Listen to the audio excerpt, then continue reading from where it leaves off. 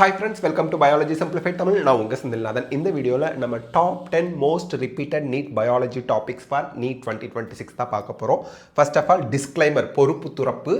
NEET அப்படிங்கிற ஒரு எக்ஸாமுக்கு there is no blueprint. blueprintனா என்ன? ஒரு சாப்டரில் இருந்து எந்தெந்த டாப்பிக்கில் எவ்வளோ கொஷின்ஸ் வரும்னு ஒரு ஸ்கீம் மாதிரி போட்டு நமக்கு என்டிஏ கொடுத்தாங்க அப்படின்னா அதை ஃபாலோ பண்ணி கொஷின் எடுத்தால் அதுக்கு பேர் ப்ளூ பிரிண்ட் அப்படின்னு சொல்லுவோம். இந்தந்த சாப்டர்லேருந்து இத்தனை கொஷின் கண்டிப்பாக வரும்பா அப்படின்னு என்டிஏ அஃபிஷியலாக சொல்லியிருக்காங்களா? கிடையாது.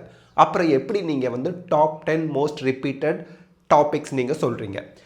Last 5 years previous year question பேப்பரை எடுத்துக்கிறோம். நீட் 2025, நீட் 2024, 2023, 2022, 2021 வரைக்கும் எடுத்துக்கிறோம்.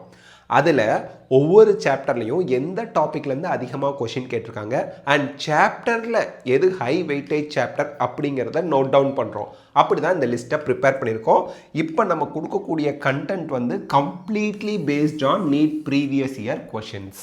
ஓகே, இப்போது டாப் 10 சாப்டர்ஸ் அப்படின்னு பார்த்தா ஃபஸ்ட்டு பிளேஸில் molecular basis of inheritance. NEET loves molecular basis of inheritance. அதுலேருந்து தான் அதிகமாக அடிக்கடி எவ்ரி இயர் தவறாமல் கொஷின் கேட்குறாங்க. ரெண்டாவது இடத்துல principles of inheritance and variation. மூணாவது ஹியூமன் ரீப்ரடக்ஷன். நாலாவது பயோடெக்னாலஜி. அஞ்சாவது ஈகோசிஸ்டம். ஆறாவது cell cycle and cell division. ஏழாவது நியூரல் கண்ட்ரோல். எட்டாவது பிரீத்திங் அண்ட் ரெஸ்பிரேஷன். ஒன்பதாவது sexual reproduction in plants. Human health and disease 10வது. ஸோ இப்படி தான் நமக்கு வந்து ஹை வெயிட்டேஜ் சாப்டர்ஸோட ஃப்ரீக்வன்சியை வந்து ப்ரீவியஸ் இயர் கொஷினை வச்சு நம்ம கன்சிடர் பண்ணி சொல்கிறோம். Okay, last 10 to 12 years frequency வந்து பார்த்திங்கன்னா இந்த லெவலில் இருக்குது.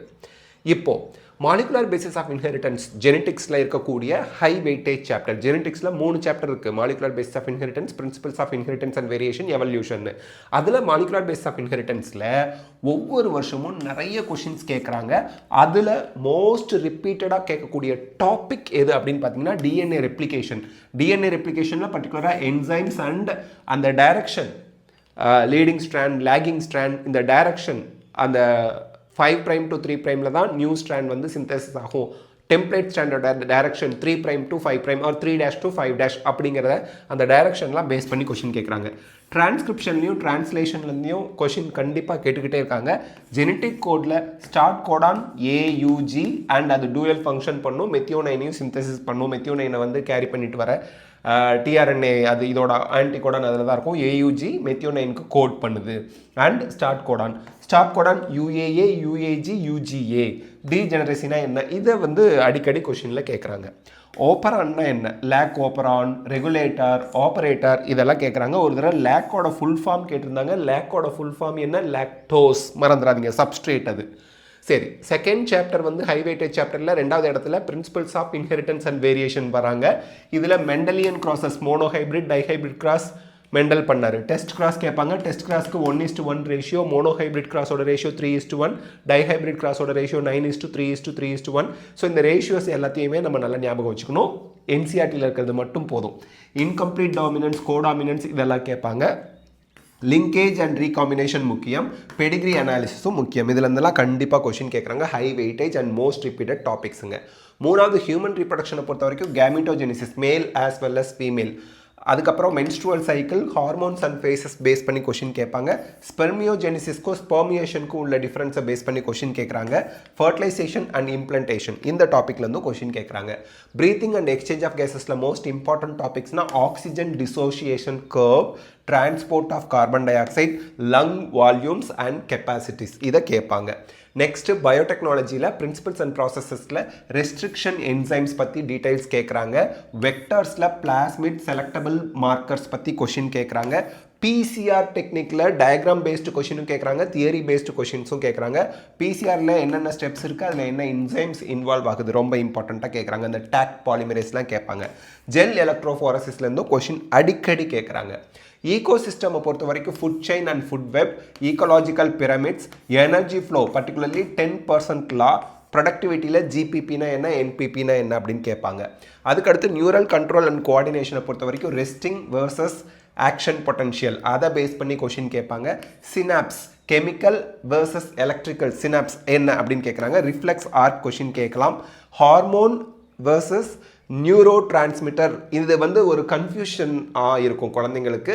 அதனால் இதை பேஸ் பண்ணி கொஷின் கேட்குறாங்க. இந்த டாப்பிக்லாம் நல்லா படிச்சுக்கோங்க. செல் சைக்கிள் அண்ட் செல் டிவிஷனில் மைட்டாட்டிக் ஸ்டேஜஸ்க்கு தான் அதிக முக்கியத்துவம் கொடுக்குறாங்க. மியாசிஸ் 1 மியாசிஸ் 2க்கு என்ன டிஃப்ரென்ஸ் கேட்பாங்க. இதில் மியாசிஸ் 1 நல்லா படித்து வச்சுக்கோங்க. கிராசிங் ஓவரில் இருக்கக்கூடிய ஸ்டேஜ் ஸ்பெசிஃபிக், எந்த ஸ்டேஜில் கிராசிங் ஓவர் ஆரம்பிக்குது, எப்போ எக்ஸ் ஷேப் வருது, இதெல்லாம் கேட்பாங்க. பெக்கைட்டினில் கிராசிங் ஓவர் பிகின் ஆகுது, இதெல்லாம் ஞாபகம் வச்சுக்கணும். குரோமோசோம் நம்பர் சேஞ்ச் ஆகிறது, அதை பற்றி கொஷின் கேட்பாங்க. செக்ஷுவல் ரீப்ரொடக்ஷன் இன் ஃப்ளவரிங் பிளான்ட்ஸில் microsporogenesis and megasporogenesis, double fertilisation and triple fusion, pollination types, embryo sac structure, இதெல்லாம் பேஸ் பண்ணி அடிக்கடி கொஷின் வந்துக்கிட்டே இருக்குது ரிப்பீட்டடாக. அதுக்கடுத்து ஹியூமன் ஹெல்த் அண்ட் டிசீஸை பொறுத்த வரைக்கும் பேத்தோஜன்ஸ் அண்ட் டிசீசஸ், எந்த பேத்தோஜன், பாக்டீரியல் பேத்தோஜன் என்ன டிசீஸை காஸ் பண்ணுது, வைரல் பேத்தோஜன் என்ன டிசீஸை காஸ் பண்ணுது. பேத்தோஜன்னா டிசீஸ் காசிங் ஏஜென்ட்ஸ். ஸோ அவங்க எந்த ஆர்கானிசம் எந்த டிசீஸை காஸ் பண்ணுது அதை பார்த்து வச்சுக்கணும். இம்யூனிட்டியில் active and passive immunity, vaccines பற்றி படிச்சுக்கணும். AIDS and cancer basic questions வந்து கேட்குறாங்க. என்சிஆர்டியில் இருக்கிறதுலேருந்து தான் கொஷின் கேட்குறாங்க. ஸோ நீட்டோட ஒரு கோல்டன் ரூலோட நம்ம இந்த வீடியோவை கன்க்ளூட் பண்ணுவோம். ஜெனட்டிக்ஸ், பயோடெக்னாலஜி, ஹியூமன் ஃபிசியாலஜி, இந்த 3 யூனிட்டை படிச்சிங்க அப்படின்னா 20 கொஷின்ஸுக்கு நீங்கள் ஆன்சர் பண்ண முடியும். அதிகபட்சம் 20 கொஷின் அப்படின்னா ஒரு கொஷினுக்கு 4 மார்க்கு, 20 கொஷினுக்கு 8 மார்க்கு, 80 மார்க்ஸ். ஸோ 80 மார்க்ஸ் வரைக்கும் உங்களால் ஸ்கோர் பண்ண முடியும்.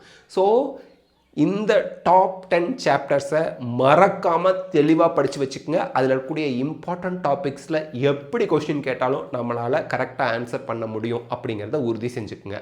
இந்த வீடியோ உங்களுக்கு ஹெல்ப்ஃபுல்லாக இருந்தால் லைக், ஷேர், கமெண்ட் பண்ணுங்கள். பயாலஜி சிம்பிளிஃபைட் தமிழ் சேனலுக்கு சப்ஸ்கிரைப் பண்ணுங்கள். Because your support is our strength. Thank you.